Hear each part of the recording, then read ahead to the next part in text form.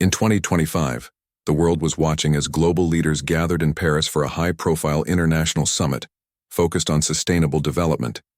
The event was meant to bring together nations from every corner of the globe to discuss how humanity could work collectively to combat climate change and ensure a better future for generations to come. Among the attendees was Dr. Amina Massoud, Tanzania's first female president, and one of Africa's most respected voices on issues of environmental sustainability and economic progress. Known for her calm demeanor and sharp intellect, she had earned admiration not only within her own country but also across the continent and beyond. Dr. Massoud had prepared meticulously for her address at the summit. She knew this was an opportunity to highlight Africa's unique challenges and contributions when it came to tackling climate change. While many Western nations often portrayed Africa as a victim of environmental crises, Dr. Massoud wanted to shift that narrative. Her speech aimed to showcase how African countries were already leading innovative efforts in renewable energy, conservation, and sustainable agriculture, efforts that deserved recognition and support rather than condescension or neglect. When her turn came to speak, Dr. Massoud walked confidently onto the stage. Dressed in a traditional Tanzanian kanga adorned with vibrant colors, she commanded attention without saying a word. As she began her presentation, she spoke passionately about Africa's rich biodiversity, its vast natural resources, and its people's resilience in the face of adversity. She shared examples of groundbreaking projects happening across the continent: solar farms powering remote villages in Kenya, reforestation initiatives restoring degraded lands in Ethiopia, and community-led water management systems transforming arid regions into fertile fields in Niger. Her words painted a picture of hope, determination, and ingenuity. However, not everyone in the audience was receptive to her message. Sitting among the delegates was Pierre Duval, the French foreign minister, a man known for his blunt and sometimes abrasive style of diplomacy. From the moment Dr. Massoud began speaking, Duval appeared visibly unimpressed. He leaned back in his chair, arms crossed, occasionally exchanging smirks with colleagues seated nearby. To him, her ideas seemed overly optimistic, even unrealistic. A reflection, he thought, of Africa's supposed inability to think strategically on the global stage. When Dr. Massoud finished her speech to polite applause, Duval seized the microphone during the question and answer session that followed. Without bothering to mask his disdain, he launched into a scathing critique. "Madam President," he began, his tone dripping with sarcasm, "while your enthusiasm is commendable, I fear it may be misplaced. Africa has long struggled to implement even basic infrastructure projects, let alone tackle something as complex as climate change. Are we really expected to believe that these so-called innovations will make a difference?" The room fell silent. Some attendees shifted uncomfortably in their seats while others exchanged nervous glances. Dr. Massoud stood still, her expression unreadable, but those who knew her well could see the flicker of disappointment in her eyes. Duval continued undeterred. "Let us be honest here. Many African nations lack the capacity and, frankly, the sophistication to contribute meaningfully to global solutions. Perhaps it would be wiser for you to focus on more attainable goals." His words hit like a thunderclap reverberating through the hall. For a brief moment it felt as though time itself had frozen. Then slowly, murmurs of disapproval began to ripple through the crowd. Journalists seated in the press gallery scrambled to capture the unfolding drama, their cameras flashing wildly. Social media erupted almost instantly, with clips of Duval's remarks spreading across platforms like wildfire. Hashtags such as "Respect Africa" and "Stand with Amina" trended globally within minutes, drawing condemnation from millions of users outraged by his blatant disrespect. Back home in Tanzania, news of the incident reached citizens via live broadcasts and online updates. People gathered around televisions in cafes and living rooms, shaking their heads in disbelief. How dare someone speak to their leader, their president, with such arrogance? Protesters took to the streets in Dar es Salaam, holding placards that read, "Africa is not naive and our voices matter." Similar demonstrations sprang up in Nairobi, Lagos, Johannesburg, and other major cities across the continent. Even outside Africa, allies rallied in solidarity, condemning Duval's comments as not just an attack on Dr. Massoud, but on all Africans. For Dr. Massoud, however, the insult was not merely personal. It struck at the heart of a much larger issue. Throughout history, Africa had been subjected to stereotypes and dismissive attitudes, perpetuated by colonial legacies and reinforced by modern-day biases. It wasn't the first time she'd encountered such prejudice, nor would it likely be the last. But this moment carried weight because it happened on a global stage, witnessed by millions. The stakes were higher now. This wasn't just about her dignity. It was about challenging the deeply ingrained narratives that undermined Africa's potential. Despite the outrage swirling around her, Dr. Massoud chose not to respond immediately. Instead, she returned to her hotel room where she spent hours reflecting on what had transpired. She understood that anger, though justified, wouldn't solve anything. What Africa needed was not retaliation but action, a response so powerful that it would silence critics and inspire confidence in the continent's capabilities. And so quietly and deliberately, she began laying the groundwork for something extraordinary. Over the next few days, Dr. Massoud reached out to fellow African leaders, inviting them to join her in crafting a collective response. Presidents, activists, economists, and historians from across the continent answered her call, converging in virtual meetings to strategize. Together, they decided to use this moment as an opportunity to educate the world about Africa's true story, one rooted in innovation, resilience, and untapped potential.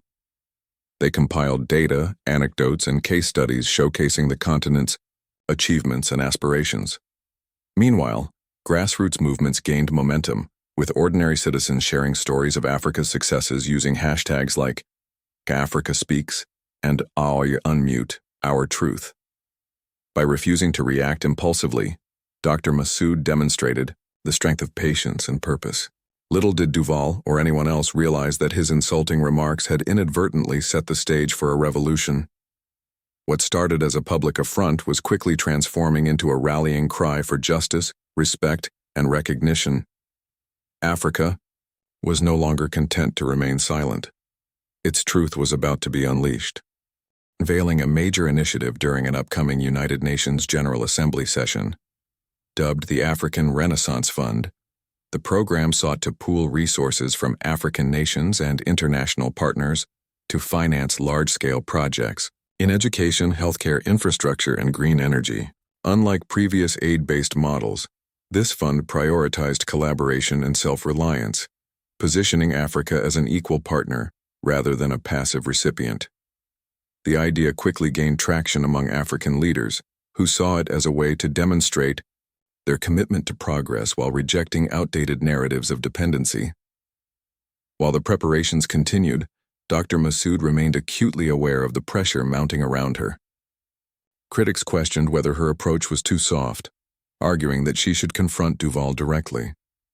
Others doubted whether the world would pay attention to Africa's story, given its tendency to overlook the continent's successes. But Dr. Massoud stayed firm in her resolve. She believed that patience and strategy would yield better results than impulsiveness. After all, the truth didn't need aggression to be heard. It only needed clarity and conviction. Her calm demeanor inspired confidence in those working alongside her. Even skeptics couldn't help but admire her ability to stay focused amidst chaos. When asked about her composure during interviews, she often replied with a smile, "Anger clouds judgment, but purpose sharpens it. I am here to serve my people and my continent, not to indulge in petty battles." By the time the planning phase neared completion, the team had assembled a treasure trove of information and initiatives designed to redefine Africa's image. They had created multimedia presentations featuring stunning visuals of Africa's landscapes, bustling cities, and vibrant cultures. They had drafted speeches filled with facts and figures proving that Africa was not just a land of challenges, but also a beacon of opportunity. And most importantly, they had united millions of voices under a single banner, one that demanded respect, recognition, and justice. As the date for the UN General Assembly approached, anticipation reached a fever pitch. Would Dr. Massoud succeed in shifting the global narrative? Could Africa finally break free from the shackles of prejudice and misrepresentation? These questions lingered in the minds of many, but one thing was certain. Whatever happened next, it would be unforgettable. For Dr. Massoud and her team, this wasn't just a moment, it was a movement. And movements, once set in motion, have the power to change the world. When the day of the United Nations General Assembly finally arrived, the atmosphere in New York City was electric. Delegates from nearly every country filled the Grand Hall, their colorful attire reflecting the diversity of the world they represented. Journalists crammed into the press gallery, cameras poised to capture every moment. Anticipation hung thick in the air. Everyone knew that Dr. Amina Massoud's speech would be one of the most talked-about events of the session. After weeks of speculation and build-up, the world was eager to hear what Tanzania's president had to say. As Dr. Massoud stepped onto the stage, a hush fell over the room. Dressed in a striking ensemble that blended traditional Tanzanian fabrics with modern design, she exuded grace and authority. Her presence commanded attention without needing to utter a single word. When she began speaking, her voice was calm but firm, carrying a weight that resonated deeply with listeners. She titled her address, "The Silent Continent No More." And from the very first sentence, it was clear that this was no ordinary speech. It was a declaration of Africa's resurgence. Dr. Massoud started by acknowledging the challenges facing her continent: poverty, inequality, conflict, and the devastating impacts of climate change. But rather than framing these issues as insurmountable obstacles, she reframed them as opportunities for growth and innovation. Africa is not defined by its struggles, she said. We are defined by how we rise above them. Our history is not one of victimhood, it is one of resilience, creativity, and triumph. With each word, she painted a vivid picture of a continent teeming with life, potential, and determination. She then turned her focus to Africa's contributions throughout history, weaving together stories of ancient empires, scientific breakthroughs, and cultural achievements. She spoke of Timbuktu, once a center of learning where scholars from across the globe gathered to exchange knowledge. She highlighted the Kingdom of Kush, whose architectural marvels rivaled those of Egypt. She reminded the audience that coffee, one of the world's most beloved commodities, originated in Ethiopia, and that West African mathematicians had developed complex algorithms centuries before computers existed. Each example served as a reminder that Africa's influence on humanity was profound and enduring. But Dr. Massoud didn't stop at history. She transitioned seamlessly into the present, showcasing Africa's current strides in technology, sustainability, and governance. She shared videos of solar-powered villages in Kenya, where communities thrived thanks to renewable energy initiatives. She highlighted Morocco's Noor Ouarzazate solar complex, one of the largest solar farms in the world. She praised Rwanda's efforts to become a global leader in environmental conservation, noting how the country had banned plastic bags and implemented strict recycling policies. She also celebrated Nigeria's booming tech industry, often referred to as Silicon Savannah, which had produced startups valued at millions of dollars. Her message was clear: Africa was not waiting for handouts or permission to succeed. It was forging its own path. "We are building bridges, not begging for scraps," she declared, drawing thunderous applause from the audience. "Our solutions are homegrown, sustainable, and inclusive. We are solving problems not just for ourselves, but for the entire planet." One of the most powerful moments of her speech came when she addressed the insults she had faced in Paris. Rather than dwelling on Pierre Duval's remarks, she used them to underscore her broader point about respect and recognition. "When someone dismisses us, they do so because they fail to see our value," she said. "But let me make this clear. Africa does not seek validation from those who refuse to look beyond their biases. What we seek is partnership, equal, respectful, and mutually beneficial. We will no longer tolerate being spoken down to or overlooked." To drive her message home, Dr. Massoud unveiled the African Renaissance Fund, an ambitious initiative designed to accelerate development across the continent. The fund aimed to raise $50 billion through partnerships with African nations, international organizations, and private investors. Unlike traditional aid programs, which often prioritize donor interests over local needs, this fund placed Africans at the center of decision-making. It focused on 4 key areas: education, healthcare, infrastructure, and green energy. Every project funded under the initiative would be led by African experts, ensuring that resources were used effectively and sustainably. The response to the announcement was overwhelming. Leaders from developing and developed nations alike praised the initiative, pledging support and collaboration. Some even admitted that they had underestimated Africa's potential and expressed regret for past dismissals. For many in the audience, it was a wake-up call, a realization that Africa wasn't just asking for a seat at the table, it was demanding to be recognized as an equal player in shaping the future. Dr. Massoud concluded her speech with a passionate appeal to the world. "Africa is not a problem to be solved," she said. "We are a solution waiting to be embraced. Together we can build a better world, not by silencing voices, but by amplifying them, not by ignoring truths, but by honoring them. Let us move forward with courage, humility, and unity, because when Africa rises, the whole world benefits." As she finished speaking, the room erupted in applause.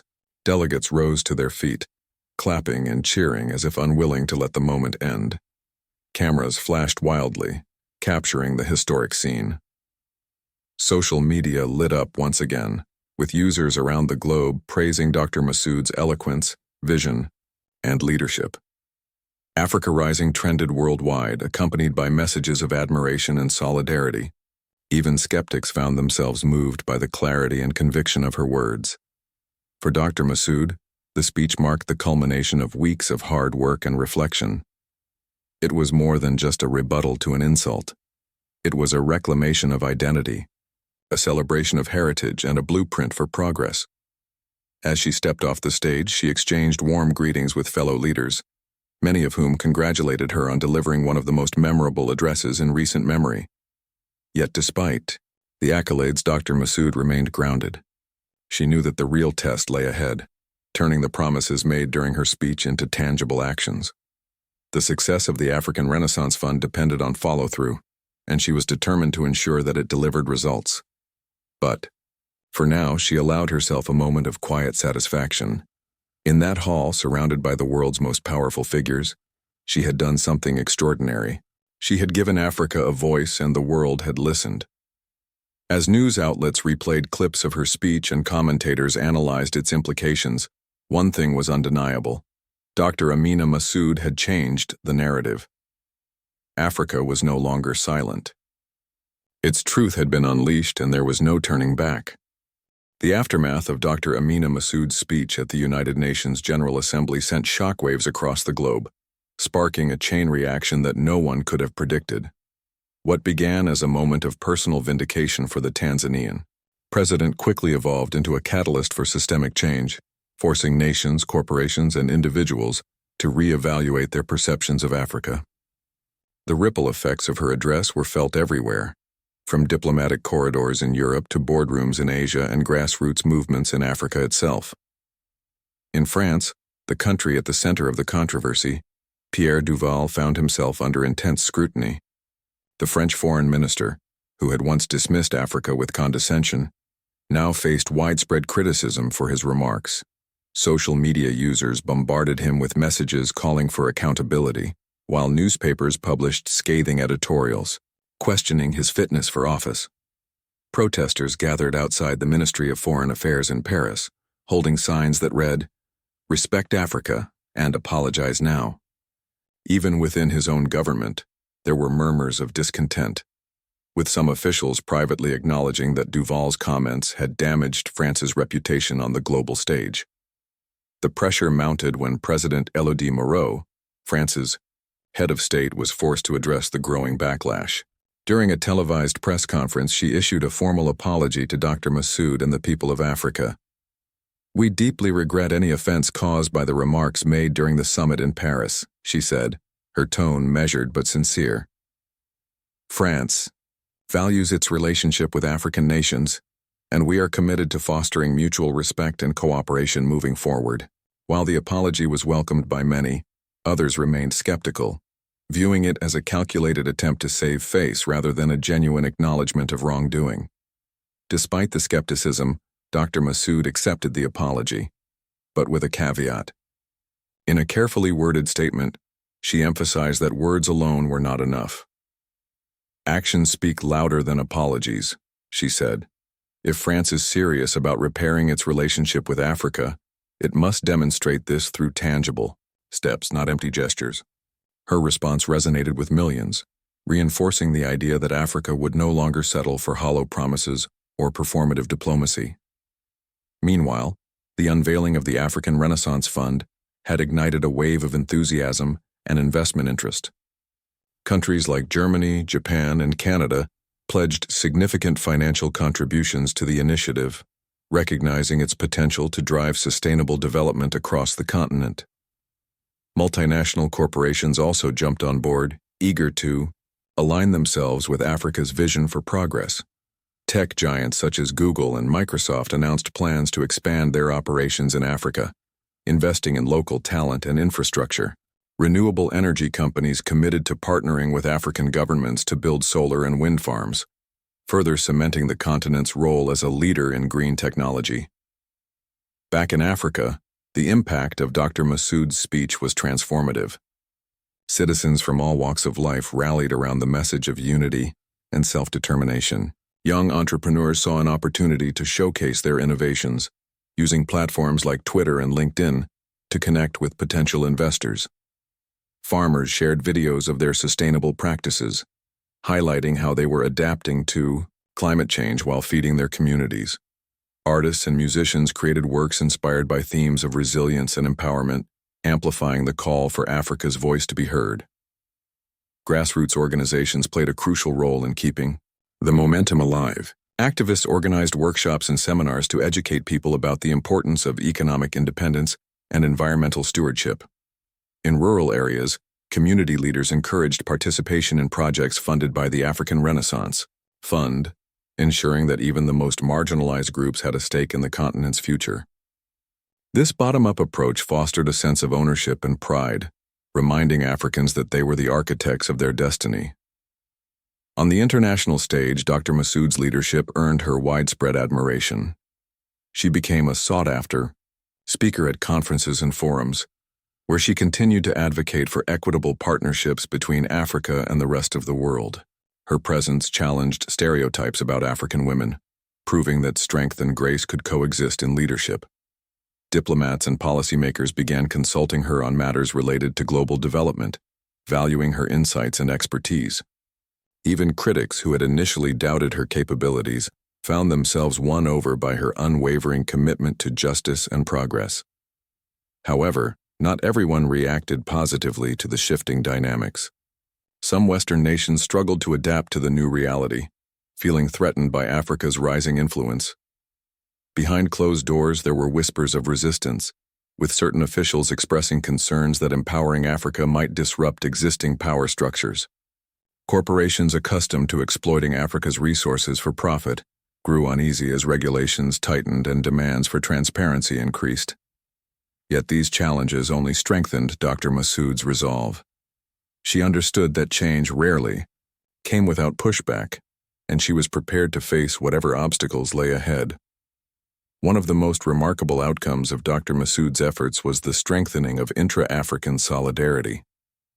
For decades, divisions among African nations had hindered collective progress. But now, inspired by her example, leaders across the continent began working together more closely than ever before. They formed alliances to tackle shared challenges, such as cross-border trade, regional security, and climate adaptation. The African Union (AU) took a more active role in coordinating initiatives, leveraging its platform to amplify the continent's voice on the global stage. At the same time, ordinary Africans felt a renewed sense of hope and purpose. Conversations, around dinner tables, in classrooms, and on social media reflected a growing belief that the continent's best days were yet to come.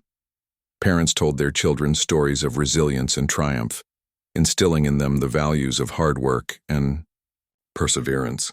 Teachers incorporated lessons about Africa's achievements into their curricula, ensuring that younger generations grew up knowing their history and potential. Communities came together to celebrate their diversity, embracing the rich tapestry of cultures, languages, and traditions that made Africa unique. By the end of the year, the landscape had shifted dramatically.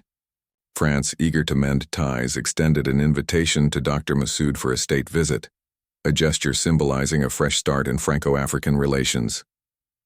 While some viewed the invitation as politically motivated, Dr. Massoud saw it as an opportunity to reinforce her message of equality and respect. She accepted, but with clear expectations.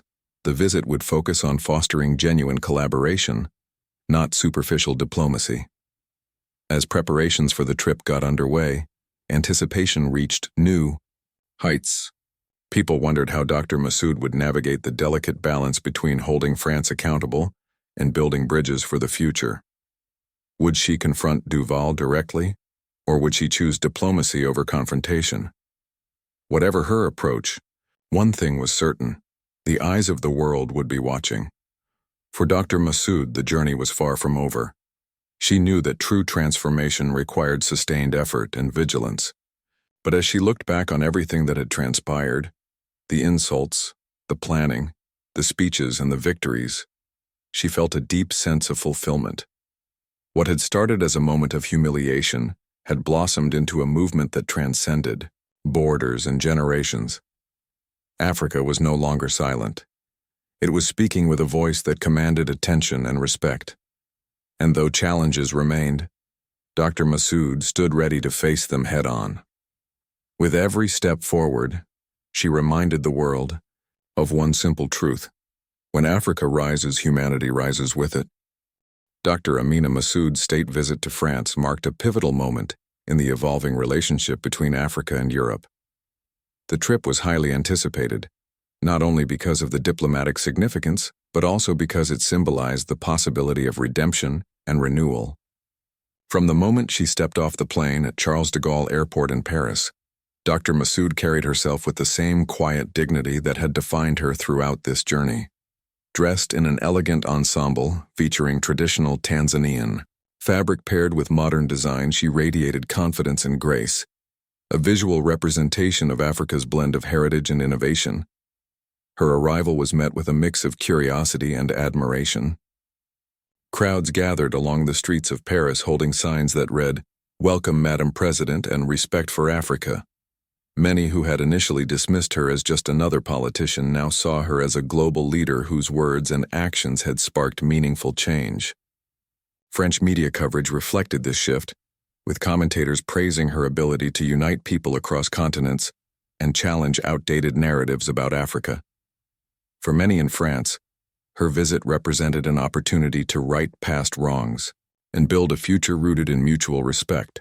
The itinerary for the state visit was packed with events designed to showcase cooperation and cultural exchange. On the first day, Dr. Massoud attended a formal luncheon hosted by President Elodie Moreau at the Élysée Palace. The atmosphere was warm yet professional, as both leaders delivered speeches emphasizing the importance of collaboration. Moreau spoke candidly about the need for humility and learning from mistakes, acknowledging that France's historical relationship with Africa had often been marred by exploitation and paternalism. She pledged to work toward a new era of partnership, one based on equality and shared goals. For her part, Dr. Massoud struck a tone of optimism without ignoring the challenges ahead. "This is not about forgetting the past," she said during her remarks. "It is about learning from it so we can create a better future. Together we have the power to rewrite history, not through resentment, but through action." Her words resonated deeply, earning applause from those present and sparking conversations far beyond the walls of the palace. Later that evening, Dr. Massoud participated in a gala event celebrating African culture and creativity. Artists, musicians, chefs, and designers from across the continent were invited to share their talents with French audiences. The venue buzzed with energy as guests sampled dishes inspired by West African spices, admired intricate beadwork crafted by East African artisans, and danced to rhythms performed by Senegalese drummers. It was more than just entertainment.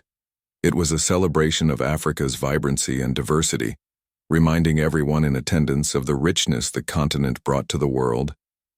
But Dr. Massoud didn't limit her engagements to high-profile gatherings.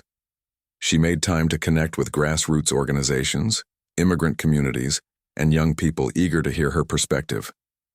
At a community center in the suburbs of Paris, she met with African immigrants who shared stories of struggle and resilience.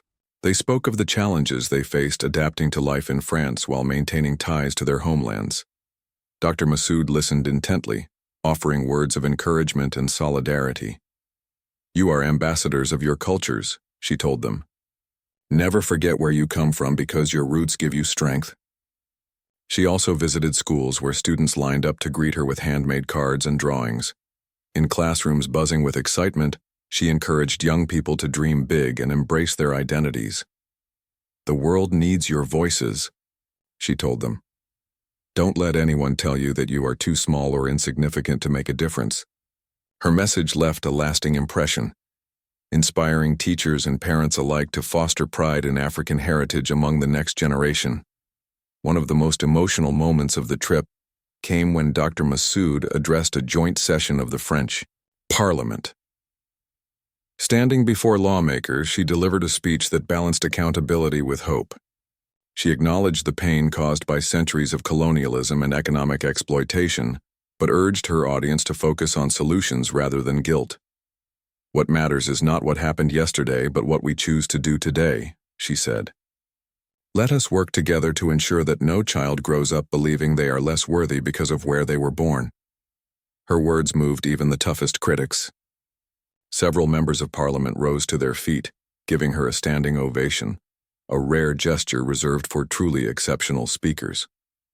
Outside the chamber, journalists scrambled to capture reactions, with many describing the moment as historic. One veteran reporter later wrote, "In a single speech, Dr. Massoud redefined what it means to lead, not with anger or vengeance, but with wisdom and vision."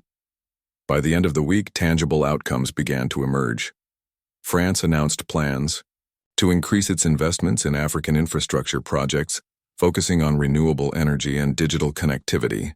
Educational exchange programs were launched, allowing French students to study in African universities and vice versa. Cultural initiatives aimed at fostering understanding between the two regions gained momentum, with museums collaborating on exhibits highlighting shared histories. And perhaps most significantly, France committed to supporting the African Renaissance Fund, pledging $5 billion over the next 5 years to help bring the initiative's ambitious goals to life. Back in Tanzania, citizens followed the events closely, watching live broadcasts and sharing updates on social media. There was a palpable sense of pride as they witnessed their president commanding respect on the global stage. Conversations around dinner tables and in cafes centered on the possibilities ahead. "This is our time," one man remarked during a televised interview. "We've waited long enough for the world to see us for who we really are. Now, thanks to Dr. Massoud, they're finally listening." As Dr. Massoud prepared to return home, she took a moment to reflect on everything that had transpired. What had started as a personal affront had grown into something far greater, a movement that united millions of people under a common cause. She thought about the historians who had helped uncover Africa's forgotten achievements, the activists who had organized protests, the entrepreneurs who had shared their innovations, and the everyday citizens who had raised their voices in support. Each person had played a role in this collective triumph. During her final press conference in Paris, Dr. Massoud expressed gratitude for the outpouring of solidarity and support. "This journey has taught me that when we stand together, there is nothing we cannot achieve," she said. "Africa is rising, not because someone gave us permission, but because we decided to rise. Our truth is no longer silenced, and our potential knows no bounds." Her words echoed around the world, inspiring countless others to believe in the possibility of change. As her plane touched down in Dar es Salaam, Crowds gathered to welcome her home, waving flags and singing songs of celebration. Among them were children holding signs that read, "Thank you, Mama Africa," a testament to the impact she had made not only on adults, but also on the youngest members of society. In the months and years that followed, the effects of Dr. Massoud's efforts continued to unfold. African nations strengthened their partnerships, leveraging their combined resources to tackle pressing issues like climate change, healthcare, and education. Investments poured into the continent, creating jobs and opportunities for millions. Grassroots movements flourished, empowering communities to take charge of their futures. And slowly but surely the narrative surrounding Africa shifted, from one of despair and dependency to one of hope and possibility. For Dr. Massoud, the journey was proof that leadership wasn't about wielding power over others, but about lifting others up. By refusing to be diminished by insults and choosing instead to amplify Africa's voice, she had ignited a transformation that would resonate for generations to come. Though challenges remained, she remained steadfast in her belief that progress was possible when guided by purpose and perseverance. And so, as the sun set over the Serengeti and the stars lit up the African sky, the continent stood taller than ever before. Its truth had been unleashed and the world had taken notice. This was not the end of the story.